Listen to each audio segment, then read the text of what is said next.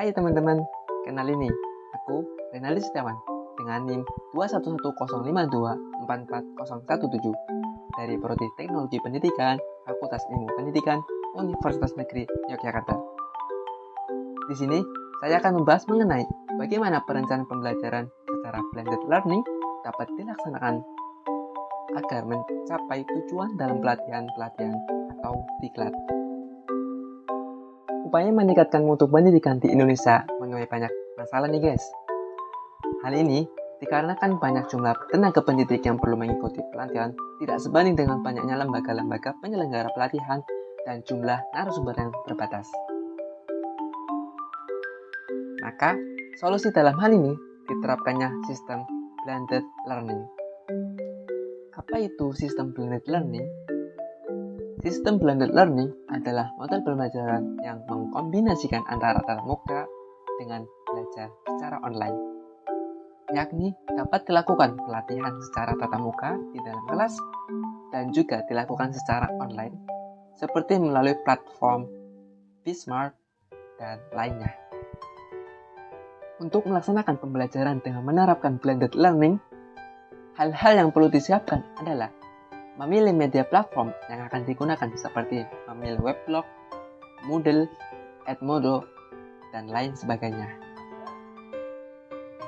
Adapun skema pelaksanaan diklat sebagai berikut. Yang pertama, registrasi. Peserta diklat melakukan registrasi online terlebih dahulu melalui website atau dengan memberikan formulir yang diunduh dari website kemudian dikirimkan melalui email. Tahap yang kedua, peserta akan diberikan materi pelatihan dan mengikuti orientasi pelatihan. Kemudian pada tahap ini, peserta akan dijelaskan mengenai bagaimana pelaksanaan dan penyampaian materi diklat. Peserta akan melaksanakan pelatihan dalam 3 bagian. Bagian yang pertama yaitu in-service learning yang pertama. Bagian yang kedua, off-learning. Bagian yang ketiga, in-service learning yang kedua. Bagian pertama, in-service learning yang pertama. Kegiatan akan dilaksanakan secara online penuh tanpa adanya pendampingan atau tatap muka. Kegiatan yang dilakukan seperti membaca atau belajar melalui materi pelatihan yang sudah disajikan atau diunduh di website. Bagian yang kedua, off-learning atau tatap muka. Kegiatan akan dilaksanakan secara tatap muka dengan kegiatannya berupa penguatan dan evaluasi dari bagian pertama. Bagian yang ketiga, yaitu kegiatannya dilaksanakan sama dengan bagian pertama, yaitu dilaksanakan secara online.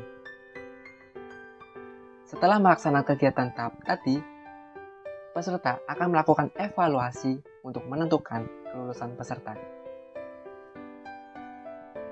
Peserta yang dinyatakan lulus akan mendapatkan sertifikat, sedangkan yang belum dinyatakan lulus dapat mengikuti review dan evaluasi ulang. Oke, itu saja yang bisa saya sampaikan. Kurang lebihnya mohon maaf. Terima kasih.